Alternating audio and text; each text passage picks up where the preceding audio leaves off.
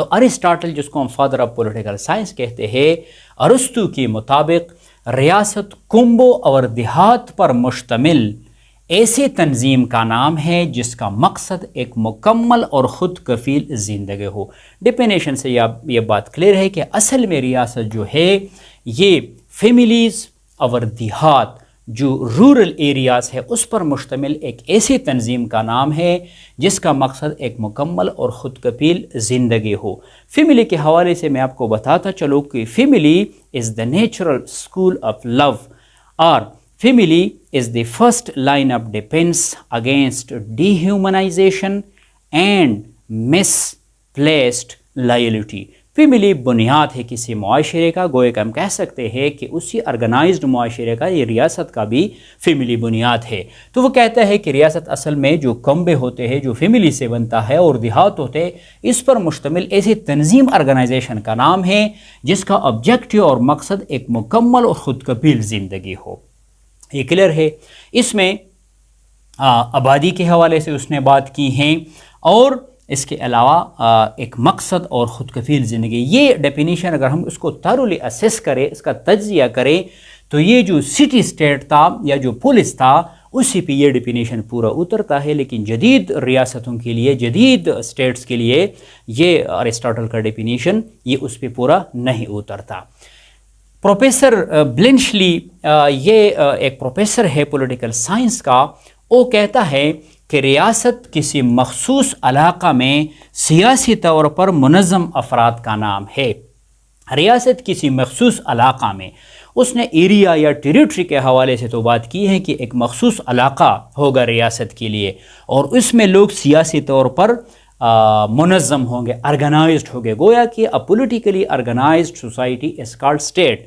تو یہاں پہ پروفیسر بلنشلی نے علاقہ اور حکومت کی بات کی ہیں، باقی جو پاپولیشن ہیں وہ اور خصوصی سورینٹی کے حوالے سے اس میں وہ ہے، یعنی کمپلیٹ نہیں یہ ڈیفینیشن۔ تیسرا جو امپورٹنٹ ڈیفینیشن ہے that is of professor Garner. Professor Garner کے مطابق ریاست افراد کا ایسا اجتماع ہے، ایسا آرگنائزیشن ہے، ایسا اجتماع ہے جو کسی خاص علاقہ میں آباد ہو، مینز کہ ہر ایک ریاست کا اپنا ایک ڈیفائنڈ اور اپنا ایک معلوم علاقہ ہوگا، بیرونی دباؤ سے آزاد ہو۔ گویا کہ جو بیرونی دوسری ریاستیں ہوتی ہیں ان کا عمل دخل اس ریاست میں وہ نہیں ہوگا، بلکہ کسی قسم کا انٹرفیرینس باہر والی ریاست اس میں نہیں کر سکے گی۔ تو بیرونی دباؤ سے آزاد ہو اور اپنی منظم حکومت رکھتے ہو، نہ صرف بیرونی دباؤ سے آزاد ہو بلکہ اپنی ایک منظم حکومت بھی ہو، یعنی اس کے رولز ریگولیشنز، اس کے پرنسپلز، اس کے کسٹم، ٹریڈیشنز، لاز ایٹسیٹرا، یعنی وہ قواعد و ضوابط جس کے ذریعے ایک ریاست میں لوگ آپس میں زندگی گزار سکتے ہیں، تو وہ رولز ریگولیشن لوگ اس کو فالو کر رہے ہوں گے اور لوگوں پہ وہ اپلیکیبل ہوں گے، اور جس کے اطاعت تمام افراد عادتاً کر رہے ہو، یعنی کوئی کمپلشن نہیں ہوگا کہ rules regulation by force, yes by force ہو سکتے ہیں، لیکن لوگ جو ہے وہ اس کو عادتاً ان رولز ریگولیشن کا وہ اس کو فالو کر، اس کی اطاعت کر، اس کو اوبے کر رہے ہو۔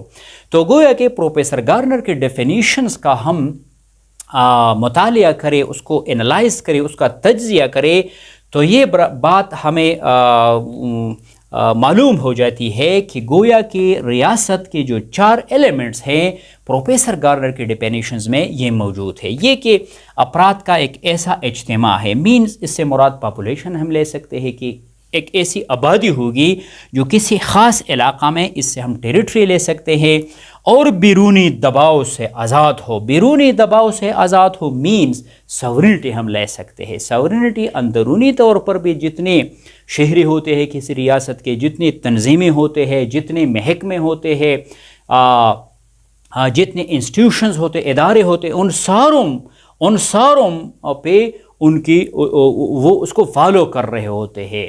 سورینٹی اور بیرونی دباؤ سے بھی آزاد ہو. کوئی بھی ملک کوئی بھی ریاست بھیجا طور پر بغیر اس ریاست کے اس میں وہ نہیں کر سکتے ہیں، مداخلت نہیں کر سکتے، اور اس کے اپنی ایک حکومت ہو اور تمام افراد اس کی عادتاً پیروی کر رہے ہو، عادتاً اس کو فالو کر رہے. تو گویا اس میں باقاعدہ پاپولیشن کا، اس میں ٹیریٹری کا، اور اس میں سورینٹی کا، اور اس میں گورنمنٹ کا جو ایلیمنٹ ہے وہ سارے ایلیمنٹس آف دا اسٹیٹ اس میں موجود ہے.